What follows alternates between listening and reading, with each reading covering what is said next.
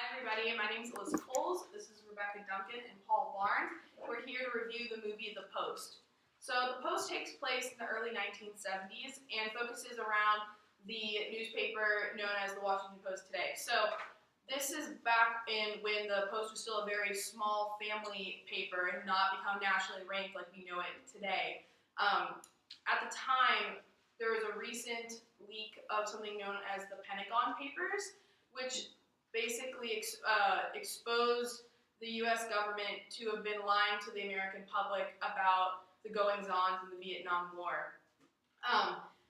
The people in the Post got access to these papers and were kind of debating whether or not they should release an article stating what these papers were explaining, which could really kind of instill a lot of fear in the American public.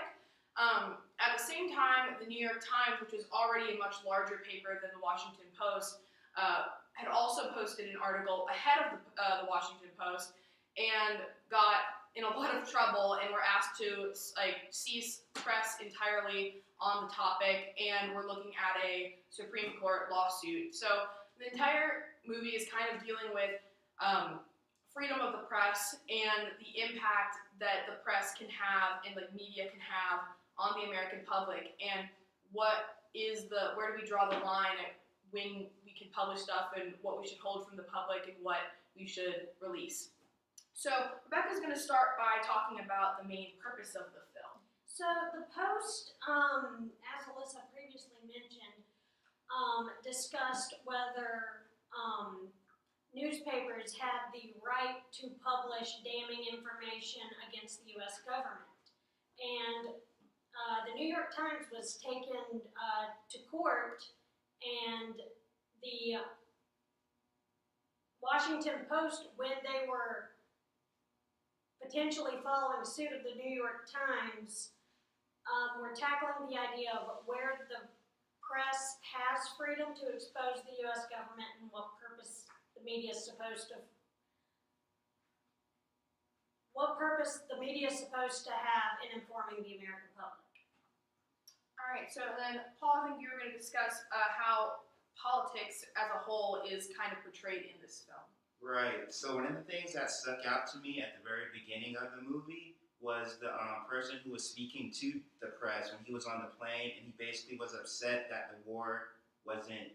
He was told that the war was basically pointless, and there was some reason for them to still be there. Then as soon as he got to the cameras, he was like, "Oh, everything is going great in the war. We're making progress." So he essentially was just lying, just to keep the narrative that everything was going well. And another interesting aspect of the politics was the politicians' relationship with the characters. Like Tom Hanks' character looking at a picture how he knew the Kennedy family, and then Kay was friends with Senator McNamara, and that just shows how when it's time to basically reprimand politicians, you have to forget this is my friend, because there's two different relationships, and they're going to tell you, don't do this, it'll make me look bad. But then the press is like, we have to inform the people of what you guys are doing. So it's just a really interesting dynamic when you have a business relationship as well as a friendship with a politician. Right, absolutely. And kind of going off of that, we start talking about how the film portrays media. So one of the main characters in the film, who's portrayed by Tom Hanks, he and his wife were very close with Jackie Kennedy and obviously President Kennedy as well. And after President Kennedy was shot, he was actually one of the first people to be there with Jackie Kennedy, and he kind of regaled the story about how she still had the blood. It was the pink suit, the pictures we all saw, and she confided in him. She was obviously in a very awful state of mind at the moment, and she confided in him in several things. And she looked at him and she goes, "You need to know that nothing that I say will ever be in your newspaper." And he explained how this was it broke his heart to hear this, because of course he would never, he was a friend, they were confidants, and he would never use them as a source. However, this was just the kind of state of mind. And then later on he was saying that you can't be both. You can't be a friend if you're in the media and or a source. You have to choose. So I think it really kind of did show how media is portrayed in a really negative light, but also in another instance, portrayed as this really great source that you can use to really explain to the American public what's going on in the country, and that they shouldn't trust everything they're hearing. As Paul was saying, of course, the Pentagon Papers, what they were really saying in this time was that they found out way ahead of time that the war went on for 20 years, but like around 6 years prior to it ending, they knew there was no chance of them winning, and they still continued to bring in troops and everything. And a lot of lives were lost purely so that the U.S. government, or in America as a whole, could save face. And so the press was like, well, that's not our problem. We need to tell the people what's going on. And so we do kind of see two sides of the story when it comes to press. Kind of going off of that, next thing, there were a few symbols that we kind of saw that were used. The main symbol I think that I noticed was the use of women in this movie. Kay is the main protagonist in this film. She is the president of the Washington Post. It's been in her family for generations. Her father ran it, and when he stepped down, he gave it to her husband. Fortunately, her husband committed suicide, and so she took over naturally. But she explained how there was no assumption that she would ever become president, that it was just natural to go to her husband, because women at the time weren't really heavily involved in politics. There's a really interesting scene where they're having a dinner party, and the husbands are all there with their wives, and husbands start talking about politics, and one of the wives goes, well, I think that's our cue to leave. And so all the ladies go and talk about house parties and other things. Women in politics were two very separate things.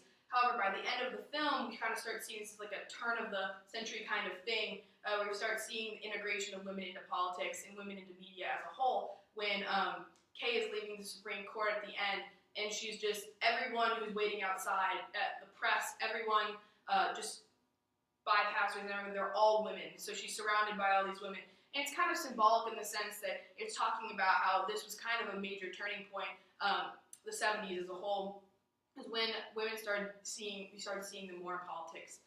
And Paul, I think you were going to talk about cinematography too. Yes, so a lot of the colors in the movies are browns and blues, which are very subdued, very monotone colors. And also, whenever Kay enters a room, the camera usually follows her from the back as the doors open, and then pans to the front and around her as all the men address her. They're like, oh, good morning or good afternoon. And they all have to show they realize she is a woman amongst all these men who she's basically above all of them in a lot of these situations. So they have to acknowledge she's risen to power and focus their attention on her. Rebecca, I think you were talking about how the film communicated what is real and what is not. So I think the Post really demonstrated very well what Americans' perceptions of what was real and what was fake, especially in terms of Vietnam when the Pentagon Papers were released. The American public were under the impression that the U.S. was winning the war in Vietnam for nearly a decade or more before these papers were released. And what that information showed was that the understanding of what Americans had in Vietnam was falsified. And I also think that that speaks to Americans' culture of not wanting to show defeat in the world, especially with our military, and that's why we waited so long to back out of Vietnam, because there were previous administrations mentioned in the movie, the Kennedys, Eisenhower, Truman, who all had a part in Vietnam, but continued it on to the next administration to not show that the United States could lose a war. Again, I think it was to save face. Mm-hmm. So overall, if any of you guys want to jump in too, just to talk about just a final critique of the entire movie, what do we think the film was really, what was the purpose of this film, and what was it kind of critiquing in American media? I would say that the Post really demonstrated a critique on America's media and how it is supposed to serve the purpose of informing the public, and it showed a lot of the risk-taking involved in that when Kay had to say to her friends that, you know, you're my friend and all, but the American people need to know. And it shows the way that conflicts of interest in media and politics has an effect on the American public's perceptions of what's going on. Okay, Paul, It any also, response? sorry. Sorry, no, go ahead. It also showed how fast paced all this process takes and how many people go into it because they were working on it late at night in that room and they had to make the deadline and the people who actually print the paper couldn't print anything until the people upstairs sent them the final. So it just shows how much goes into each paper and that it's really a large process and if anyone doesn't do their job then it can't be done. All right, well, thank you again. This has been our film critique of The Post. All right, so I'm Nick Fisher. I'm Brandon. I'm Michael. And we are doing a political cartoon analysis of two different kind of political cartoons. One is the domestic and the other one's the international. So the first one we decided to go with is the domestic one. As you can see on the screen behind me, there's a Democratic horse in a basketball uniform saying "call foul," and then the ref saying "foul" with he's got a little media strip right across his shirt. And then the Republican elephant's got the ball and is walking away with kind of a sly look. And it says in the corner, it says March Madness. So obviously it's kind of a play on the whole March Madness basketball tournament that happens every March. So I want to ask you guys, so what do you think of the cartoon, first of all? So I think it kind of represents kind of the rhetoric that Trump has towards the media. So I think it kind of shows, well, this may or may not be true depending on your beliefs, but I know that our current president bashes the media for supporting the Democrats and liberals more than Republicans and conservatives. So I think it's probably a pro-Trump cartoon or a pro-conservative cartoon where the Democratic donkey's kind of whispering in the ref's ear, who's the media, and saying, you know, hey, like, call foul. It's time to call it. And then the ref's like, oh, yeah, Okay, we're going to call foul, yeah. And that's obviously not appealing for the Republican side. Well, I'd say that this is an example of the media pitting the left against the right, or the Democrats against the conservative or Republicans.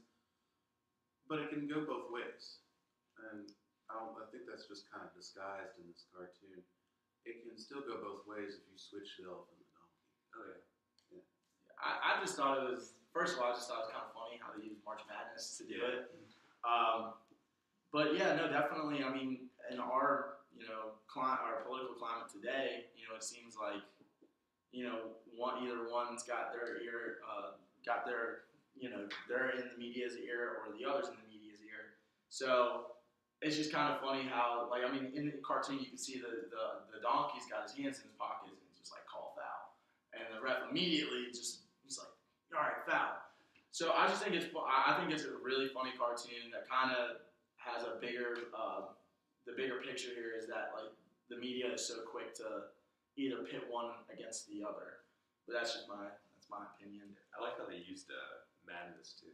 Like, March Madness, I mean, you could replace March with any month, and it kind of describes American politics. It's just madness. Honestly, That's a really good point. So would you guys say that the cartoon's persuasive? Yeah, I think it is. And, like, it could be flopped anyway. I mean, Right. you could have the Republican whispering in the media's ear, honestly, yeah. Right. But I know that there's a rhetoric that the media tends to be more liberally biased now. But, yeah, I think it's pretty persuasive either way you were to put it. Right. Yeah, I have to agree with that. I definitely agree with it. It's an easy cartoon to kind of get the gist of it, but it's also humorous too. And then after we get done talking about the next cartoon, we're going to talk about how humor is important when it comes to political cartoons. I guess. You go ahead and finish. No. All right. It's kind of bringing attention. I think this cartoon just serves to kind of rile up some conservatives. Yeah. Like they're always getting the short end of the stick. Or Yeah. They're not the one in the media's ear. But the reality of the situation is it goes both ways. Yeah. So that's why, what you were saying before, you could do either one, and the same kind of concept is very prevalent. So moving on to the next one. So our international one as you can see on the screen behind me, is it's Trump on a big screen yelling, "I am not Putin's puppet." But at the same time, in the control room, there sits little Putin with his mic saying, "Okay, say I am not Putin's puppet." So this is this is a good one because obviously it hits the international thing, our relationship with Russia, and particularly Trump and Putin's relationship. I want to ask you guys, what are your first thoughts when you saw this cartoon? I thought it was funny. I was the one who found it. Yeah. I thought it was pretty funny. Because I know that during the election there was the whole, Russia investigation thing and Right. all that stuff. I think it's very funny how they just have little Putin like microphoning into Trump's earpiece, and he's just saying, "I'm not Putin's puppet," but Putin's talking for him the entire time. Yeah. I have to say, I think it's pretty funny as well. Whether or not Trump actually is Putin's puppet is still to be determined. But it's still nonetheless funny. It's pretty Yeah. funny. And I think what's the funniest part about it is how they on Trump when he's holding up his finger, because Trump's a very handsy talker. Yeah. They gave him the little hands. Yeah. So I just thought that was pretty funny. Yeah. But no, I mean I think it just it definitely relates to the whole Russian-U.S. relationship. Like you said, we don't know if he's really Putin's puppet and follows everything that Putin says, but nonetheless, it's still pretty funny. Yeah. So, would you guys say that the cartoon is persuasive? If so, how so? And if not, why not? I think it's pretty persuasive, just like the other one was. I mean, it kind of sends a clear message. Yeah. I think you could look at it multiple ways. You could look at it as the cartoonist saying, "Hey, Putin is controlling Donald Trump." But at the same time, you could look at it and say, how ridiculous would it be for Putin to be sitting there at his table going, "I'm not Putin's puppet." Directing him and everything. I think just kind of moving forward, I was just going to say with political cartoons, I think the two main things that need to be hit for the everyday average citizen to not only get the cartoon but to also understand it on a deeper level is simplicity and humor. So in both the cartoons that we showed, they're super simple to understand. I mean, there's not many words being spoken in the cartoon. It's very easy to kind of articulate what they're saying and why they're saying it, but also at the same time, like if it's funny, people are going to be interested in it, and they might even be willing to share it with their friends or whatever. I think that humor is super important when it comes to politics. Next week we do the whole political thing with the comedy. So they do go hand in hand because it helps keep the everyday average citizen is interested. Would you guys agree with that? Yeah, I think humor's a good point to have in a political cartoon because, obviously it's a cartoon. They all don't have to be funny. There could be some somber ones that I've seen while scrolling through them. But I think that simplicity is probably the biggest because, I'm a poli-sci major and politics is still pretty complicated to me. Yeah. But I know for just like the general American public who's going to look at these in a magazine or a newspaper or something like that it's even probably more complicated for them, and the simplicity aspect of these political cartoons definitely helps send a message or get a point across. And definitely a lot easier too. I have to say, it's quick and it's interesting. Yeah. So it's kind of like the appeal of social media. Social media is quick and interesting, and you get to flit about in what you're looking at. Right. If you're looking at political cartoons, you look at it, you say, haha, and you move on. Right. But you get it. That's the you thing. understand it. You have to be able to understand it, but also if it makes you laugh, that's an added bonus. Right. So that is it for our analysis on the political